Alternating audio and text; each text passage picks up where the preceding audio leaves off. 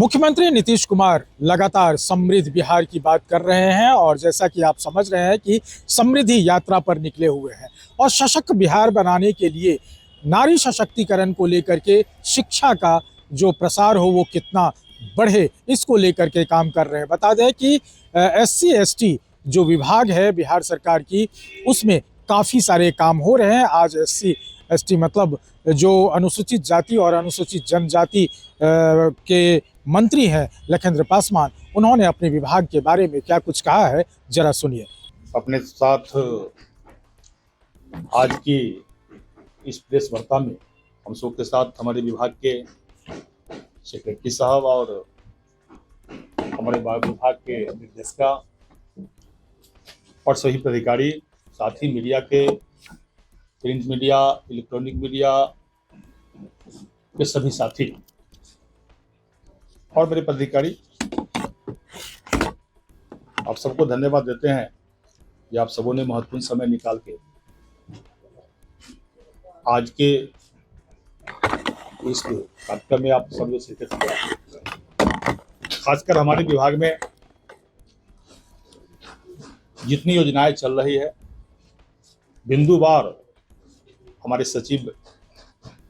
आप सबको बताना चाह भी रहे थे, बताया भी है। लेकिन मुख्यतः जो हमारे विभाग का जो लक्ष्य है, देश के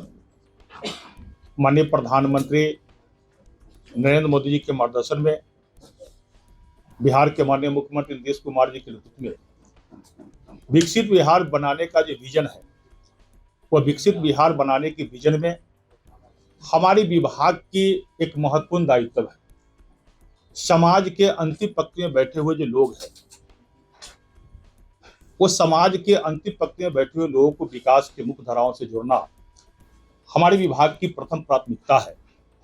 उस कड़ी में हमारे विभाग सामाजिक रूप से, आर्थिक रूप से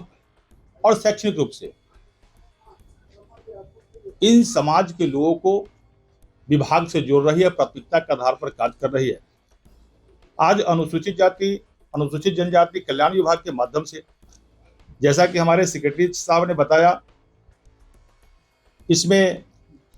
जनसंख्या के अनुपात इन्होंने लिया। जो वर्ष 2011 के जनगणना के अनुसार SC समाज का जनसंख्या और ST समाज की जनसंख्या दोनों का अनुपात को इन्होंने किया तो लगभग 17%, और जब 2022 के जनगणना को आप लेंगे तो लगभग 22% टोटल होती है। और वह 22% समाज के लोगों को कैसे विकास वहां तक सर्वस्पर्शी योजनाओं का लाभ मिले, इसका चिंता हमारी विभाग कर रही है। और उसी कड़ी में वित्तीय प्रबंधन जो पिछले बजट का सत्र रहा, तब देख सकते हैं जो 25-26 के लिए जो मेरा कुल बजट रहा वह 2752.49 करोड़ का बजट मेरा रहा है। और इस बार का भी जो बजट सामने आपको बिहार के आने वाला है, तो निश्चित से हमारे विभाग का जो बजट होगी,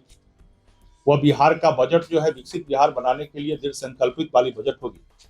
और उस बजट में हमारे विभाग का भी निश्चित रूप से एक अहम भूमिका आपको देखने को मिलेगा। और पिछले बजट की तुलना में इस बार का बजट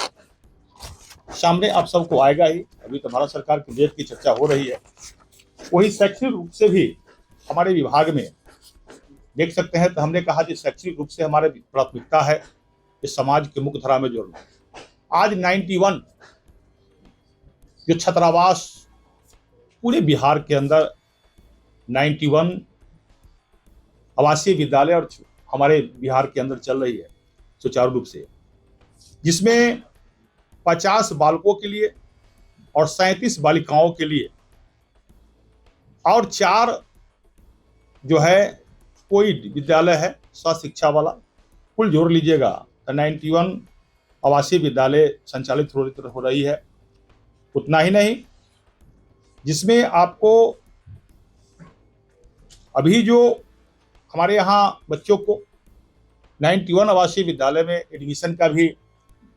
के लिए रजिस्ट्रेशन का भी फॉर्म दिया जा रहा है, जिसमें आपको 64,000 अभी 8595 रिक्तियां के आलोक में बढ़ गया है, नहीं 70 हो गया, कल तक तो था, हाँ आज बढ़ गया। चलिए देखिए बहुत अच्छी है। तो 8595 रिक्तियां के आलोक में लगभग 70,500 अभी तक रजिस्ट्रेशन हमारे विभाग में आया है ऑनलाइन। ये बच्चे चाह रहे हैं इस विभाग में जिनका एडमिशन, और कुल आवेदन जो आया है उस आधार पर हम लोग उसका एडमिशन ही अपने विद्यालय में देंगे ताकि शैक्षणिक रूप से बच्चों का जो है विकास हो पाए। एक और जो निर्णय कल का कैबिनेट कर रहा है वह महत्वपूर्ण यह है, जो पोस्ट मैट्रिक, यह है पोस्ट मैट्रिक छात्रवृत्ति योजना। मैं धन्यवाद देता हूं बिहार के माननीय मुख्यमंत्री जी को। जो समाज के लोग, एससी समाज, एसटी समाज के लोग जो उच्चतम शिक्षा प्राप्ति के साथ साथ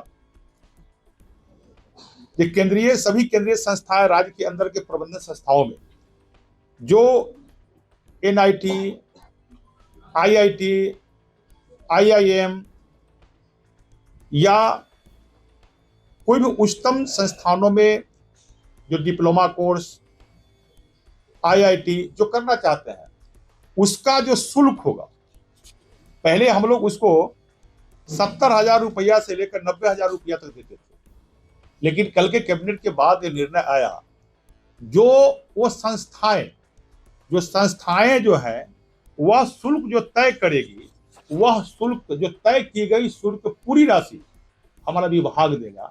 ये कैबिनेट का निर्णय आया है। इससे जो बच्चे हैं जो उच्चतम शिक्षा प्राप्त कर रहे हैं, जो बच्चे जो गरीब परिवार के हैं, उनको लगता था कि हम आईआईटी करना चाहते हैं, हम एनआईटी करना चाहते हैं और जो नेशनल लॉ यूनिवर्सिटी में भी हम पढ़ना चाहते हैं, लेकिन परिवार की स्थिति ऐसे नहीं थी जो उनका शुल्क तक जमा हो सकता था। अब विभाग, कल के कैबिनेट के निर्णय के माध्यम से विभाग का यह हो गया, अब शुल्क के रूप में जो भी राशि लगेगी अब पूरी की पूरी राशि हमारे विभाग देगी। यह विभाग के लिए बड़ी उपलब्धि है, और खासकर जो एससी एसटी समाज के जो लोग हैं, समाज के अंतिम पंक्ति में जो बैठा हुआ लोग हैं, उनके विकास के लिए एक बड़ी सा एक विकास में मील का पत्थर साबित होगा। और खासकर हमारे विभाग का जो 100 दिनों का जो लक्ष्य है विभाग का, हम लोगों ने अपने विभाग में सभी विभाग की तरह अपने सभी पदाधिकारियों को धन्यवाद देते हैं, खासकर अपने जो विभाग का सचिव है, निर्देशक हैं और सब पदाधिकारी को धन्यवाद देते हैं। 100 दिनों का हम लोगों ने फ्यूचर प्लान बनाया है विभाग का, वह 100 दिनों में हम लोग को क्या क्या करना है, और यह 100 दिनों का समय में हमारे लिए विभाग के लिए एक बड़ी उपलब्धि है। इसमें से कुछ काम हमारा जो है वह हो गया, और कुछ काम और छात्रों का जो छात्रवृत्ति दोगुनी करने वाली बात हमारी थी, जो छात्रावास में बच्चे रहते हैं, वो भी बहुत जल्द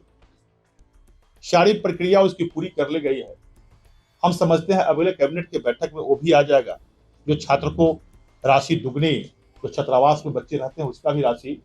पूरी तरह कंप्लीट हो गया है। तो आपने सुना, एससी एसटी आयोग की तरफ से जितने भी छात्र छात्राएं हैं या जो एससी एसटी समुदाय के लोग हैं, उनके विकास के लिए कितना काम किया जाना चाहिए बिहार सरकार के माध्यम से, उससे ज़्यादा काम किया जा रहा है, ऐसा दावा